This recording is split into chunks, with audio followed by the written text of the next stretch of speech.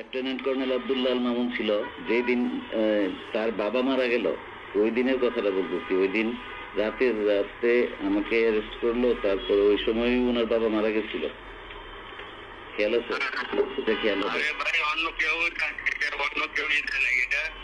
Direct এই ক্ষেত্রে বাদী বানাইলো যে কোনো একজন দেখাইয়া তারপরে দেয়, বুঝতে পারছেন? এই যে মামুন সাহেবের কথা বলতেছেন, এই যে মামুন সাহেব শোনেন, আপনাদের কথা বলি, আপনি কথা বলতেছেন এই সমস্ত বড় জিনিস, বুঝতে পারছেন? এগুলো একটা বড় ধরনের একটা গিফট, বুঝতে পারছেন? মামুন সাহেবকে দিয়ে ই করাইছে। আল্লাহ কি দেয় না? দেখছেন না কেন ভাই?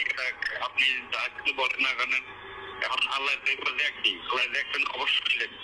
এই সমস্ত কাজ ওই কথা বলি, কারণ হচ্ছে তাদের কাহিনী আপনি বুঝবেন না। এই শিক্ষার কারণ হলো এটা যখন দেশ কাহিনী করে এলোমেলো করে দিল। তখন একটা মানুষ তো আমি, আপনি না আপনাদের অফিসার একজন বলতেছিলেন তখন আমারে যে আজকে আপনি বেঁচে গেছেন গার, এই মামুনের বাপ মারা গেছে যে, আর ওই সময় 18 সালে 19 সালে ক্রস ফায়ারে এই লেফটেন্যান্ট কর্নেল। আপনাকে এই কথাটাই বলতেছি, আপনি যেটা ভাবতেছেন যে আমাদের একটা ই বানাইছে, আমরা হয়তো এটা বিপদে পড়ে থাকি ভাই, আমরা একটা বিপদে পড়ে থাকি। কারণ হচ্ছে যে আপনার যদি আমার দ্বারা কোনো একটা ক্ষতি হয় বা আপনি একটা খান, তাহলে আপনি আমাকে হাত দিবেন, যতদিন বিপদে থাকবেন ততদিন আমাকে একটা বর করে দেবেন, বুঝলেন কিনা?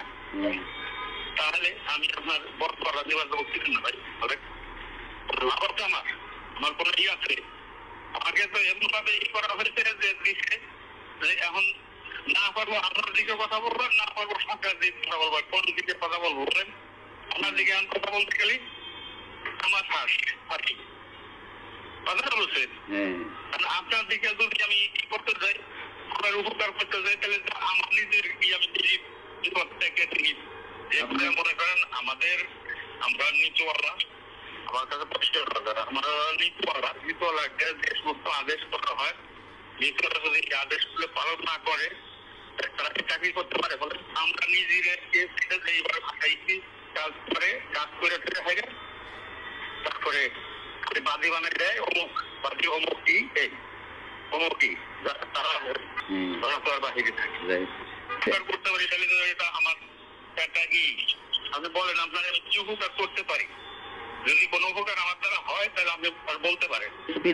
নামটা একটু বলেন। জাহিদ এএসপি। ঠিক আছে দেলোয়ার ভাই, ধন্যবাদ আপনাকে।